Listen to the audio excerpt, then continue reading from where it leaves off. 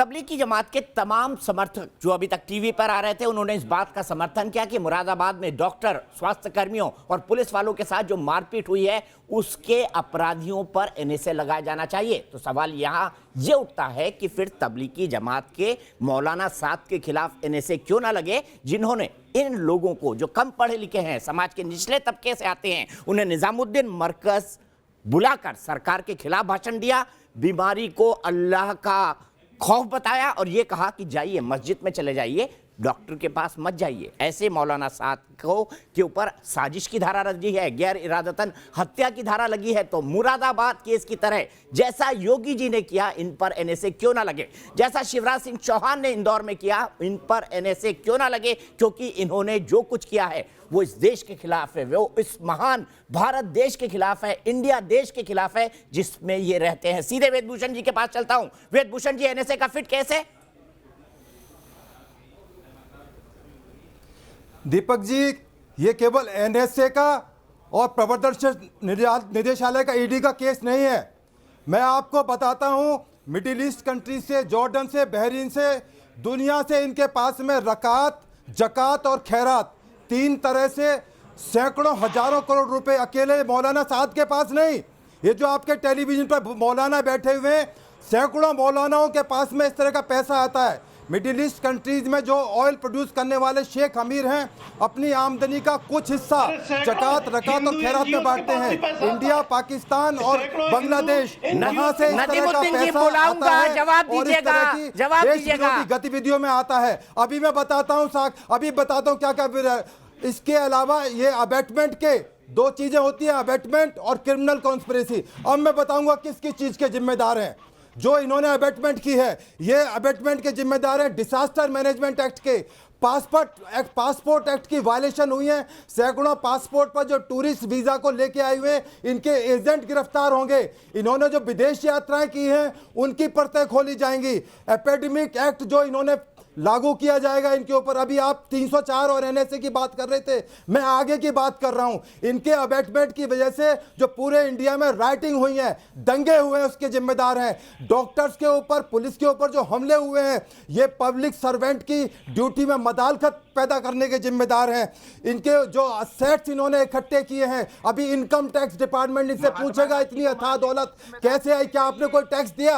अभी तो परतें खुलनी शुरू हुई हैं। अभी ये अकेले मौलाना साद नहीं है, सैकड़ों ये सांप हिंदुस्तान 70 साल से पालता रहा है। 70 साल से इन सांपों को हिंदुस्तान पालता रहा है। अब इन सांपों का टाइम आ गया है। ये शाहीन बाग हुआ पर इनकी परतें खुल गए, ये नंगे हो गए, ये एक्सपोज हो चुके हैं। मौलाना नदीमुद्दीन जवाब, मौलाना नदीमुद्दीन वेदभूषण जी को फ्रेम में लाइए। इसकी इन्वेस्टिगेशन होगी, ये बच नहीं पाएंगे, ये बच नहीं पाएंगे। ये इन चीजों के मौलाना नदीमुद्दीन में सवाल नहीं पूछता, गंभीर आरोप पर जवाब दीजिए मौलाना नदीमुद्दीन। देखिए, सुनिए पहले। 70 साल तक इन सांपों को अपनी छाती पे बैठा के सुनिए मैंने उनको आप लोगों ने 70 साल। वेदभूषण जी रुक जाइए, अब हो गया आपका आपने अपना व्यू पॉइंट रख दिया। मौलाना नदीमुद्दीन जवाब दीजिए, आपको 1 मिनट दे रहा हूं, बिना रुके और झूठ मत बोलिएगा।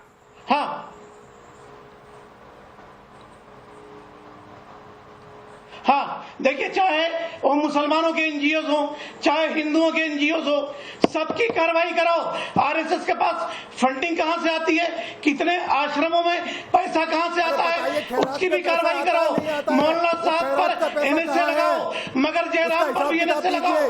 बीजेपी का एमएलए कर्नाटक का लॉकडाउन का पालन नहीं किया। वेदभूषण जी चुप हो जाइए प्लीज। वेदभूषण जी स्क्रीनिंग जो लोग कर रहे थे उसके बावजूद विदेशियों के अंदर कोरोना मिला, उन पर भी एनएसए लगाओ। और शिवराज चौहान 23 को हलफ ले रहे थे, उन पर भी एनएसए लगाओ। आज जिनको तालिबानी कह रहे हो, वही तालिबानी, वही तबलीगी जमात के इवेंट को शिवराज चौहान इवेंट करा रहे थे, आदित्यनाथ इवेंट करा रहे थे। और वेदभूषण जी चुप हो जाइए, आपको ऑडियो डाउन करना पड़ेगा। वेदभूषण जी को भी प्लीज, वेदभूषण जी मैं आपको बीच में लाऊंगा। कोई गलती करे, देश के कानून को कोई तोड़े, उसको सजा मिलनी चाहिए, लेकिन हिंदू और मुसलमान मत करो। करुणा से लड़ोगे या मुसलमानों से लड़ोगे? लाखों जनता लॉकडाउन में भूखे मर रही है, उसकी फिक्र नहीं है। सबकी फिक्र है। आप 24 घंटे मेरा चैनल देखिए, हेल्पलाइन चलाते हैं मौलाना नजीमुद्दीन। गुजरात में आपके 1 मिनट हो गए, आपके 1 मिनट हो गए, मेरी बात सुन लीजिए। जो मजदूर मर रहे हैं, किस लिए मर रहे हैं, उन पर भी एनएसए लगाओ। अरे मौलाना साहब पे एनएसए मत लगाओ, एनएसए लगाओ तबलीगी जमात पर फोकस करके। आप देश को करुणा में ढकेल रहे हैं। आप करुणा से लड़िए। मौलाना साहब की कोई तरफदारी नहीं कर रहा, हम तबलीगी जमात की तरफदारी नहीं कर रहे। बदल गए आप तो, बदल गए आप तो मौलाना नजीमुद्दीन, बदल गए आप तो, बदल गए आप तो, ढकेल रहे हैं। ये इंसाफ नहीं है। बदल गए आप तो, बदल गए। अभी तक आप मौलाना साहब की तरफदारी कर रहे थे। क्या बदल गए? तो क्या बोले? मैं ये कह दूं, मौलाना नजीमुद्दीन ने मांग की है कि मौलाना साहब पर एनएसए लगे। स्थिति की गंभीरता को समझते हुए मौलाना नजीमुद्दीन ने मांग की है कि मौलाना साहब पर एनएसए लगे। नजीमुद्दीन कहते हैं जयराम पर भी एनएसए लगे, सब पर एनएसए लगे, जिन्होंने कानून तोड़ा है उन पर एनएसए लगे, सबके साथ मौलाना साहब पर भी लगे। अगर एनएसए लगता है तो सब पर लगे, हम कोई तरफदारी नहीं करते। सब पर मतलब किस किस पर लगे बताइए?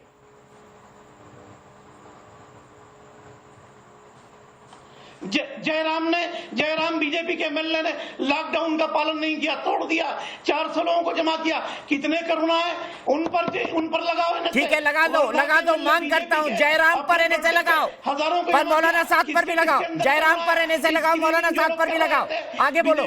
का उसके बावजूद करुणा है, उन पर भी एनएसए लगाओ और मौलाना साहब पर भी लगाओ। मौलाना साहब पर एनएसए लगाने के लिए कोई नहीं कहता कि मत लगाओ, मगर जो गलती करा है सब पर लगाओ, सब पर लगा करके बताओ। चलिए मौलाना नजीमुद्दीन, बधाई, आपको अकल आ गई आज, बधाई, आपको अकल आ गई आज कि करुणा खत्म हो जाए।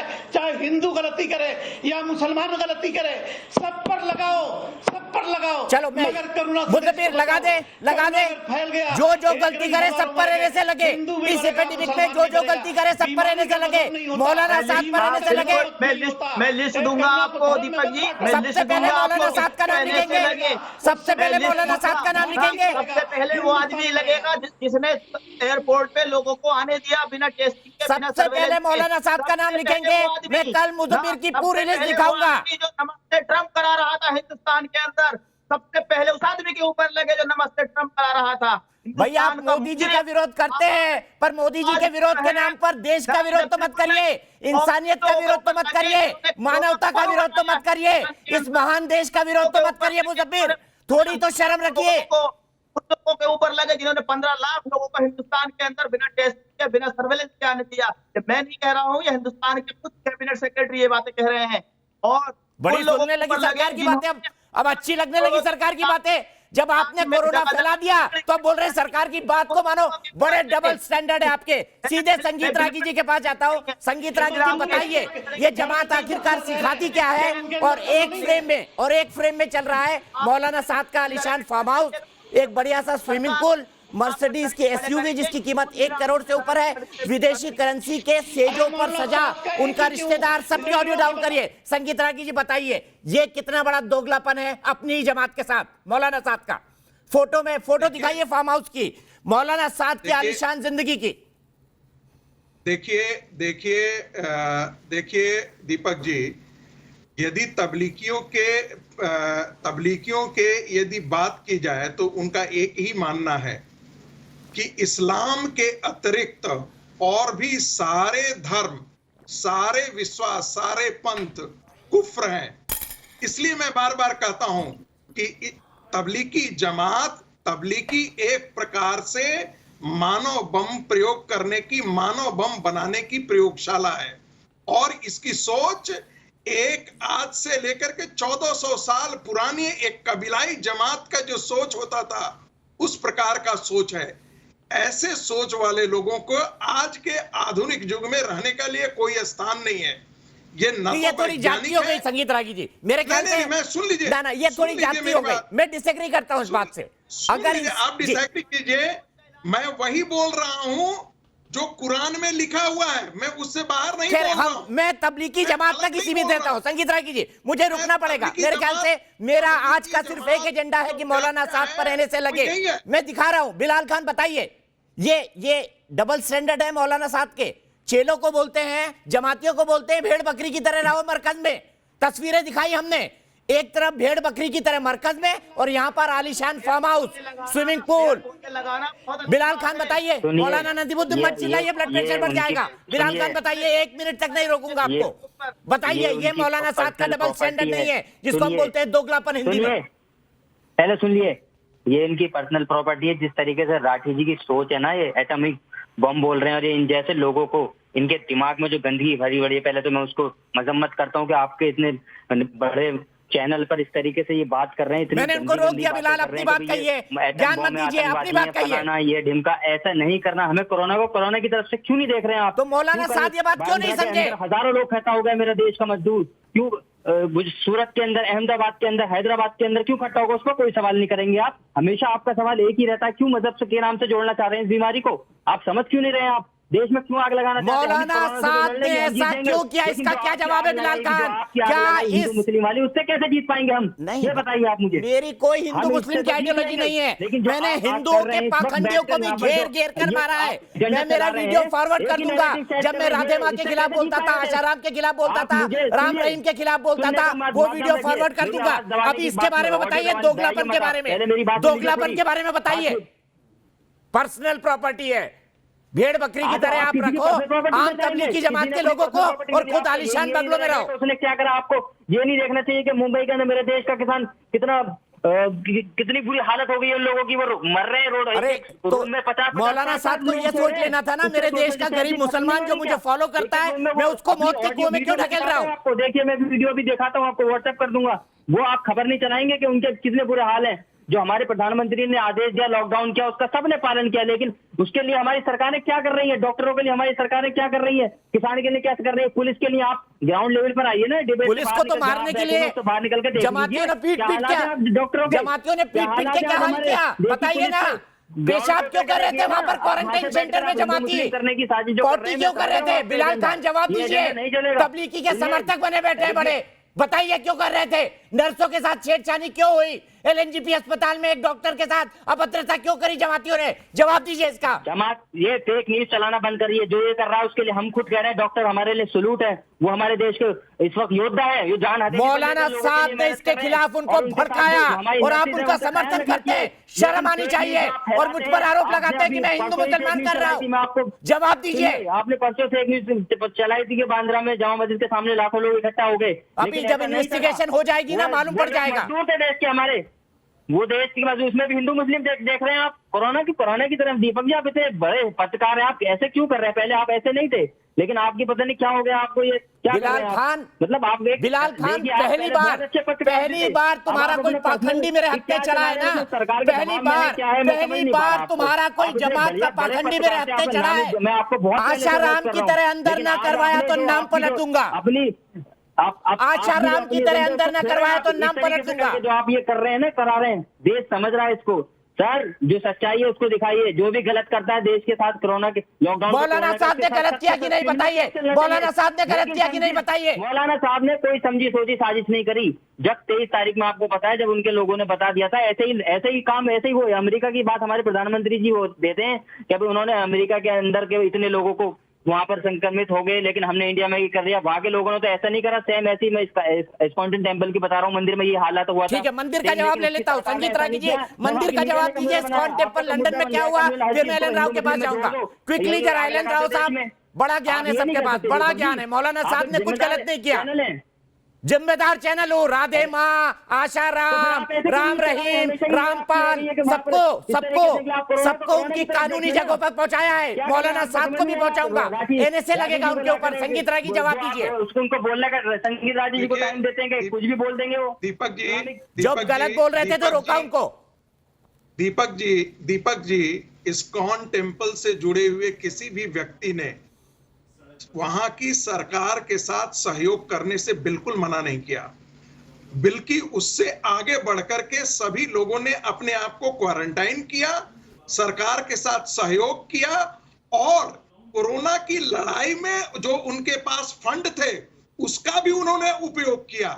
यहां आप देखिए, मैं सारे मुसलमानों को इसका हिस्सा नहीं मानता हूं, लेकिन तबलीगियों के बारे में मैं कहता हूं और तबलीगी सोच से जुड़े हुए लोगों के बारे में कहता हूं कि वो लोग जो कर रहे हैं साहब, डॉक्टरों पर थूकना, हर शहर में जाकर के मारपीट करना, यदि डॉक्टर उनके पास जा रहे हैं तो उनको पत्थर की बारिश करना, उन पर उनके पास उनको उनकी पिटाई कर देना, ये कौन सी सोच है? ये मध्ययुगीन कबीलाई सोच है। इसलिए मैं बार बार कह रहा हूँ इसमें सारे मुसलमान इसके हिस्से नहीं है। मैं बार बार ये कह रहा हूँ, देखिए ये एक समाज की मानसिकता का सवाल है। बिलाल खान खामोश हो जाइए। बिलाल खान को ऑडियो डाउन करिए प्लीज। फेक न्यूज मैं सिर्फ साबित कर दीजिए कोई फेक न्यूज है।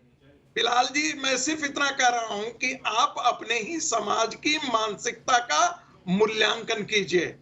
हिंदू समाज दुनिया में कहीं भी है, कभी भी इस प्रकार के काम का एक एग्जाम्पल, एक उदाहरण आप नहीं दिखा सकते। ठीक है, लेकिन मुस्लिम समाज से संबंधित सैकड़ों एग्जाम्पल्स दिखाया जा सकता है। सरकार के साथ सहयोग न करना और बात है, लेकिन समाज के साथ और लोगों के साथ एक तालिबानी बम के रूप में प्रयोग करके और फैला देना, ये कहां का, ये कौन सा धर्म है भाई? ठीक है एलन राव साहब, मैं एक पॉइंट यहां पर आउट करना चाहता हूं। मुझे बड़े आरोप लग रहे हैं सोशल मीडिया पर, मुझ पे बड़े आरोप लग रहे हैं कि मैं हिंदू मुसलमान कर रहा था। जब ये कैंपेन आशाराम के खिलाफ चलता था तो बड़ी बधाइयां आती थी, उनके चेलों के सिवा कोई नहीं बोलता था कि मैं हिंदू धर्म या किसी और धर्म के खिलाफ हूं। जब राधे मां के खिलाफ कैंपेन चली, महामंडलेश्वर पद से हटी, तब किसी ने नहीं बोला मैं हिंदू धर्म के खिलाफ हूं। मैंने आम रहीम के खिलाफ कैंपेन किया, तब किसी ने नहीं बोला कि मैं धर्म विशेष के खिलाफ हूं। मैंने रामपाल को जेल पहुंचाने के लिए एक एक्टिव कैंपेन चलाया, तब किसी ने नहीं बोला सामूहिक तौर पर मैं हिंदू धर्म के खिलाफ हूं। अब क्यों बोला जा रहा है कि मैं हिंदू मुसलमान कर रहा हूं? क्योंकि एक पाखंडी इनके धर्म का मेरे हत्थे चढ़ गया, छोड़ूंगा नहीं इसको। दीपक जी देखिए, आपने जो निष्पक्ष पत्रकारिता का एक बड़ा सबूत पेश किया है, आपने कोई हिंदू मुस्लिम नहीं किया, आपने क्रिमिनल आदमी को क्रिमिनल बताया है। चाहे और क्रिमिनल का कोई हिंदू क्रिमिनल उग्रवादी या किसी का कोई धर्म नहीं होता, ना हिंदू होता है ना मुसलमान होता, उग्रवादी होता है, क्रिमिनल होता है।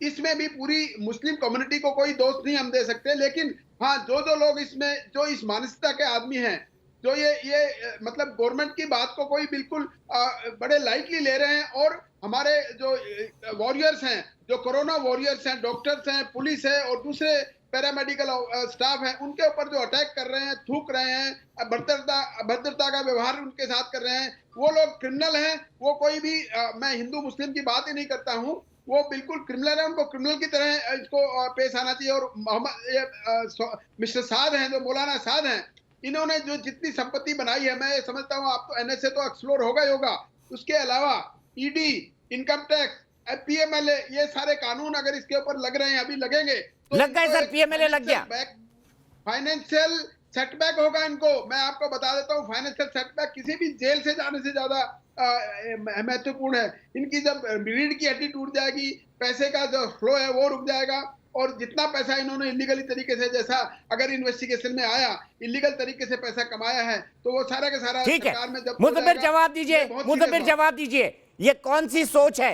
अगर आप मोदी जी के खिलाफ है, आरएसएस के खिलाफ है, चलेगा, देश के खिलाफ मत होइए। मौलाना साहब वो देश की खिलाफत है, उनके ऊपर 100% एनएसए लगेगा।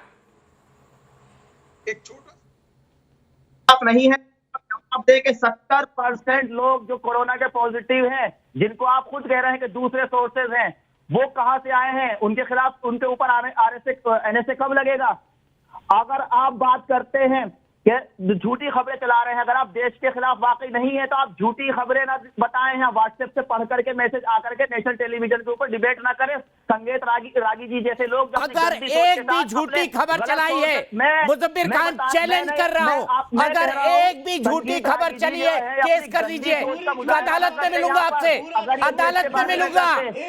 मैं आपसे नहीं कह रहा दीपक जी, मैं यहाँ बैठे हुए पैनलिस्ट से कह रहा हूँ, जो व्हाट्सएप पे मैसेज पढ़ के आके यहाँ कोट करते हैं खबर के हिसाब से, जाकर के पहले थोड़ा पढ़ा करें, डिबेट में आने से बैठने से पहले व्हाट्सएप पे भेजे हुए मैसेजेस को डिबेट ना करा करें।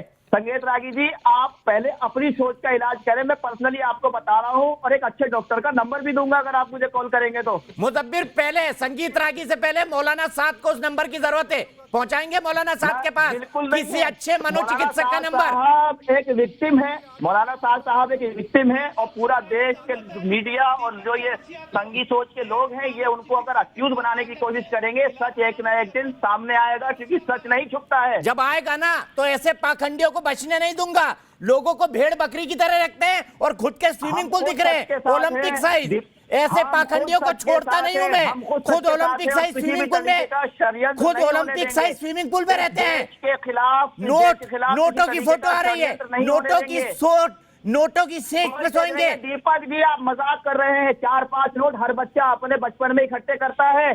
आप देखिए कौन सी सेज है, आपका खुद फोटो देख लीजिए। आपको फोटोशॉप से ही कुछ नोट बिछाने होते हैं। मेरी लड़ाई हमेशा धर्म के नाम पर लोगों को बरगलाने वाले, फिर से बोलता हूं, मेरी लड़ाई हमेशा धर्म के नाम पर लोगों को बरगलाने वाले पाखंडियों के खिलाफ रही है और उसको लॉजिकल कंक्लूजन तक ले जाता हूं। और इस बार ये लड़ाई भी न्यूज नेशन एक लॉजिकल कंक्लूजन तक ले जाएगा। मौलाना साद देश के अपराधी हैं, मौलाना साद मानवता के अपराधी है, मौलाना साद इंसानियत के अपराधी, और उनके खिलाफ एनएसए ठीक उसी तर्ज पर लगना चाहिए जैसे मुरादाबाद के उन जमातियों के खिलाफ लगा है जिन्होंने उनके भड़काने पे हरकत की।